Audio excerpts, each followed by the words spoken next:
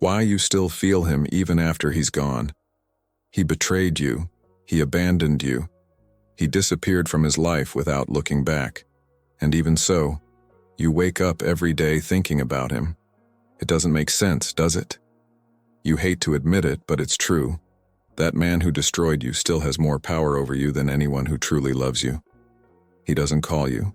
He doesn't look for you. He probably doesn't even remember your birthday anymore. But you still memorize every detail of it. The way he laughed, the tone of voice, the smell of the skin.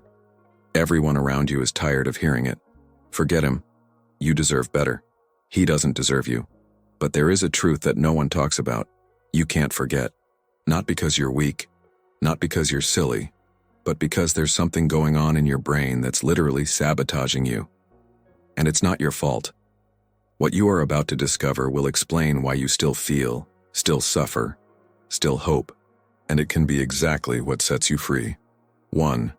The chemical addiction that binds you to it. You know that feeling that you need it? It's not a drama in your head. It's pure chemistry. When you were with him, your brain released dopamine, oxytocin, and serotonin at very high levels. The same hormones that drugs release. Literally, you were hooked. And here's the worst. When he left, his brain went into a withdrawal crisis. Like a drug addict who stops using drugs all of a sudden. The difference is that no one admits you to a rehab clinic because you are suffering for love. You have to pretend you're fine while your body begs for the next fix. Every message he sent was a shot of dopamine. Each encounter, a spike in oxytocin. Each time he touched you, his brain registered as the maximum reward.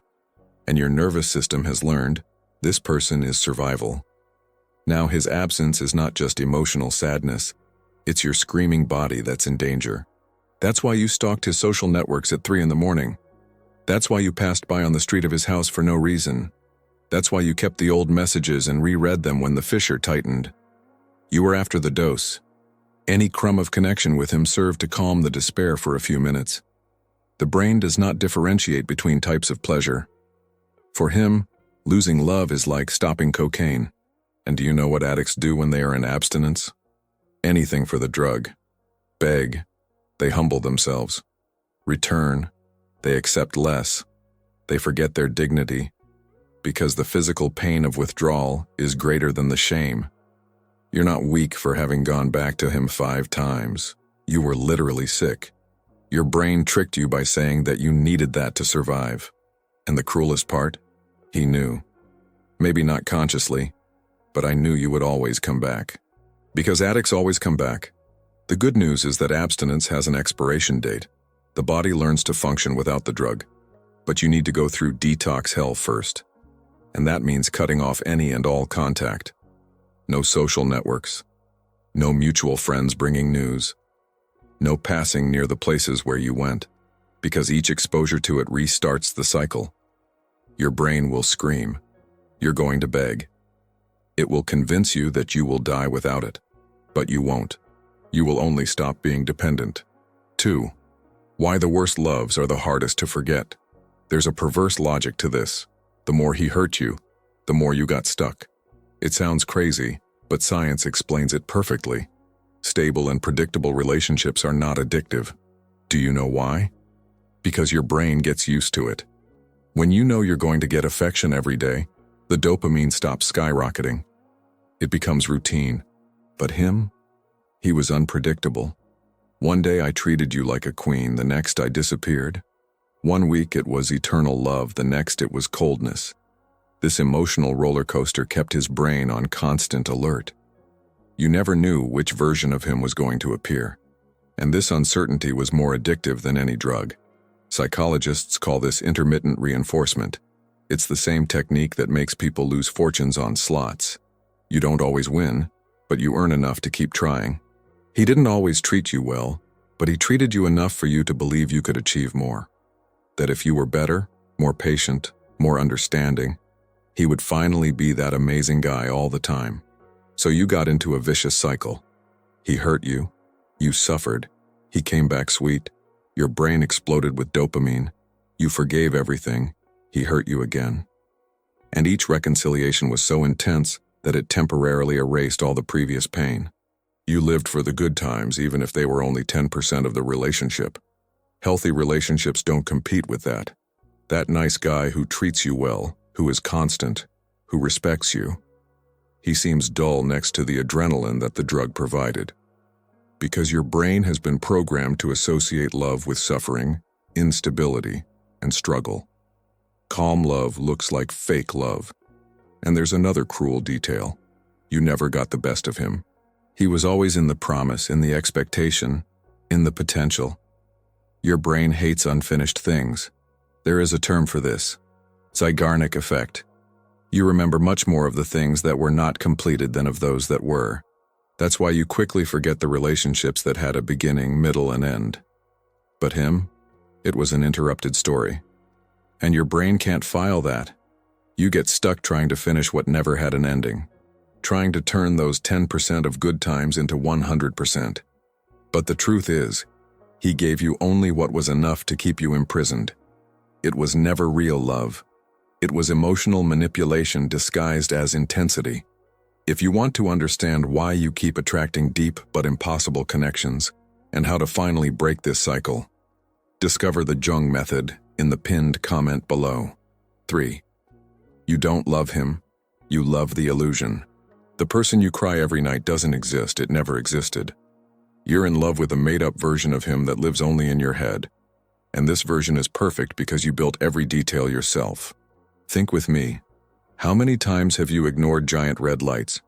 How many times did he do something questionable, and you found a perfect excuse to justify it?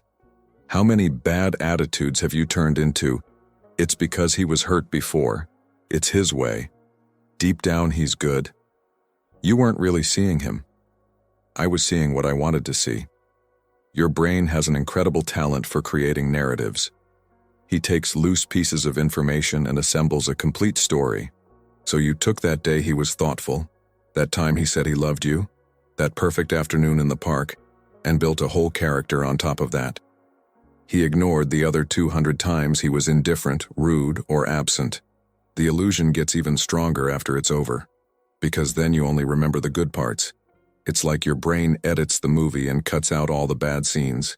You forget the fights, the nights crying, the constant anxiety, the fear of being changed.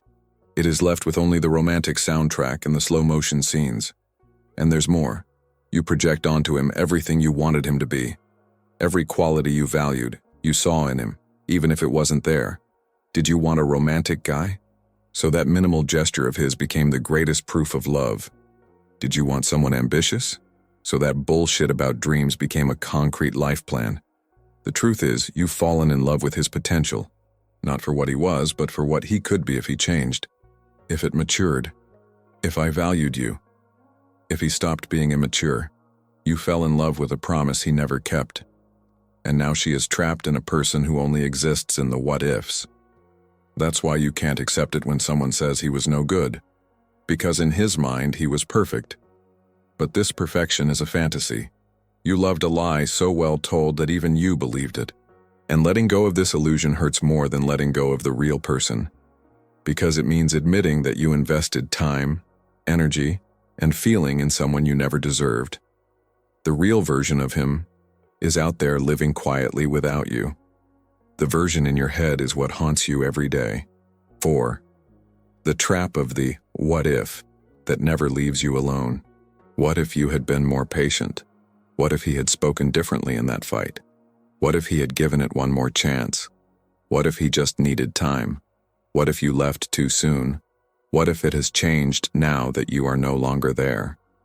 These questions run in your head in an infinite loop, and each one of them is a prison. Because as long as you stay in the what if, you will never be able to move on. You're stuck in a parallel universe where everything could have worked out if just one little thing had been different. The what if is dangerous, because it seems like reflection, but it is self-sabotage. You're not analyzing the past to learn. He is rewriting history to blame himself, turning every decision you made into a mistake, every limit he put in exaggeration. Each time he prioritized his well-being and selfishness. And do you know who benefits from it? He. Because while you question everything you've done, he becomes a victim in the narrative. You take full responsibility for the end. Forget that he also made choices, that he also made a mistake, that he also gave up. But in your version of the story, you're the one to blame. This happens because your brain hates uncertainty. He prefers guilt to lack of control. If it is your fault, it means that you had power over the situation, that if you had done it differently, the result would have been different. This gives an illusory sense of control. The alternative is to accept that sometimes things just don't work out, and that's terrifying. So you keep going over every conversation, every moment, every decision, looking for the exact second where it all fell apart, the turning point where you could have changed fate. But the truth is, there is no such point. It was not a wrong phrase, a mistaken attitude, a specific moment. It was an accumulation of incompatibility that you stubbornly ignored. The what if also feeds the fantasy that he will return. Because if you spot the error, you can fix it. And then he will realize that you have changed, and everything will magically resolve itself. But this is not reality. This is 8 o'clock soap opera. People don't come back because you've changed. They come back when they want to come back. And if he wanted to, he would have come back by now. Every hour you spend imagining alternative scenarios is an hour that you are not living in the present. While you rewrite the past in your mind, real life is passing by. Real opportunities with real people are being wasted because you're stuck in a relationship that only exists more in your imagination. The truth that sets you free is this: it doesn't matter what you did differently. If he wanted to stay, he would have stayed. If it was to work, it would have worked. The end was not his fault. It was the result of two people who didn't fit in trying to force something that didn't flow. 5. Why do you sabotage those who really love you? Someone nice appears, someone who treats you with respect, who answers your messages, who makes plans with you, who shows genuine interest. What about you? You run away, make excuses. She says she is not ready, that he doesn't feel the same way, that she prefers to be alone. Lie. You don't want to be alone. You want it. The one who ignored you, who left you in doubt, who made you suffer. Because your brain has learned that real love needs to hurt. If it doesn't hurt, it's not love. If there's no drama, it's not intense. If it's easy, it's not worth it. This has a name: attachment trauma. When you grow up or get involved with someone who loves you unsteadily, your brain creates a pattern. You associate love with fear of abandonment, with anxiety, with constant struggle to be chosen. So when someone comes along who just chooses you without you having to beg, it feels wrong. It seems false. You look for the same danger signs in others that he omitted. If the new guy responds too quickly, you think he's desperate. If he shows feelings early, you think it's strange. If he wants to see you always, you feel suffocated, because you're expecting the opposite behavior. It is waiting to be rejected, ignored, left in the background. And when that doesn't happen, you get suspicious. There's another thing. You don't think you deserve good things. After so long accepting crumbs, you have internalized that this is your value. You're worth a late-night text when he's bored. You're worth a last-minute date when his plans fell through. You are worth love in half. So when someone offers whole love, you reject it. Because deep down you think it's a lie, that the person will find out who you really are and walk away too. So you sabotage it before that happens. You create problems where there are none. You test the other to see how far he can stand. You push it away to see if it comes back. You unconsciously repeat the same toxic patterns because they are familiar. And familiar, even though it is painful, seems safer than the unknown. The saddest part? You scare away good people while keeping the door open for those who destroyed you. You give the 10th chance to those who never deserved the first one. But don't even give a chance to those who could maybe make you really happy. Because happiness is scary. You don't know how to deal with it. Suffering is your comfort zone. As long as you don't break this cycle, you will continue to attract and be attracted to the same types of people. Emotionally unavailable people. People who keep you in doubt. People who make you feel like you need to deserve their love. And you will continue to reject those who could really love you right. 6. The mental trick that makes you idealize who hurt you. Your brain is playing a trick on you, and it's so convincing that you don't even notice. It's called hindsight bias, and it basically means that you rewrite the past without even realizing that you're doing it. You take the bad memories and soften them. It takes the good memories and amplifies them. In the end, he is left with a completely distorted version of what really happened. That horrible fight where he cursed you? In his current memory, he had seen, "We argued, but we were passionate." That time he disappeared for days and you were desperate? She had seen, "He needed his space, I was too clingy." That betrayal? It becomes, "I also made mistakes, I wasn't enough." You take every wound he caused and find a way to justify it. Meanwhile, you take that day he bought flowers and turn it into the most romantic day in human history. That affectionate message becomes an epic declaration of love. That rare moment when he really paid attention to you becomes proof that deep down he loved you deeply. You inflate the few good moments until they seem bigger than all the pain. This happens because it hurts less to believe that you have lost something amazing than to accept that you wasted time with someone mediocre. His ego prefers the story of the great lost love to the story of the idiot who accepted to be treated badly for so long. Then you improve it in your mind. It makes him the guy he never was. And there's another phenomenon going on. Cognitive dissonance. You invested so much in it, so much time, so much emotional energy, so many tears, that accepting that it was in vain is unbearable. Then your brain adjusts the narrative. It convinces you that it was worth it, that he was special, that what you had was unique, because the alternative is to admit that you have been deceived, that you were wrong. You also compare him with other people unfairly. He gets credit for things he never did, while others lose points for not being him. You forget that he left you in the void and only remember that he had that smile. Forget the lies and only remember the laughter. He forgets the pain and only remembers the passion. The reality is that if you wrote down in a list all the bad and all the good he did, the negative side would be 3 times greater. But your brain doesn't work with logical lists. It works with emotion. And emotionally, you're still stuck in those few moments when he made you feel loved. Even if these moments were the exception, not the rule. You need to bring brutal honesty to this story. Stop romanticizing suffering. Stop turning toxicity into intensity. Stop calling inconsistency passion. Because as long as you keep this edited and improved version of it in your head, you'll never be able to see anyone real in front of you. No one competes with a fantasy. 7. When you accept that it's over, it hurts more than continuing to suffer. There is a terrible moment in the process of overcoming. It's not when he leaves. It's not when you cry until you have no more tears. That's when you realize that you really need to let go. And that means killing hope. And hope, even though it is an illusion, is sometimes all you have. While you suffer, while you cry, while you stalked his social networks, you still had some connection. Pain kept you attached to him. It was bad, but it was something. Truly overcoming means accepting that he will become nothing. Neither love, nor hate, nor pain. Only indifference. And this emptiness is more frightening than suffering, because suffering is still movement. Your heart still beats fast when you think about it. You still feel something, and feeling anything seems better than not feeling anything. Then you hold on to the pain, as if it were the last possible connection with him. You are addicted to suffering, because suffering proves that what you experienced was real.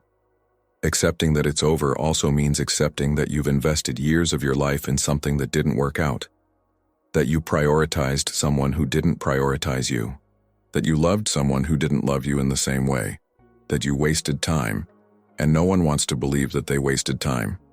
So you get stuck justifying that it was worth it. That was important, that you learned.